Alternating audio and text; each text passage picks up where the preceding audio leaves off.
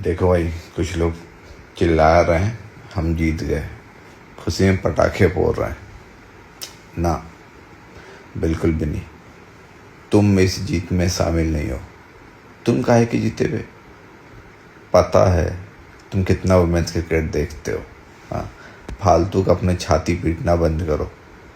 इस जीत में तुम्हारा कोई योगदान नहीं है। स्टेडियम की खाली कुर्सियाँ बताती हैं कि वुमेन्स क्रिकेट को कितना सपोर्ट है तुम्हारा। समझ में आया ना?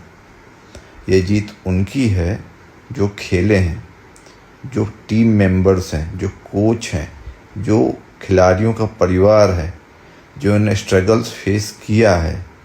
हाँ, ये उनकी जीत है, तुम्हारी जीत नहीं है। तुम ना फालतू में नाचने लग जाते हो हर एक जीत में।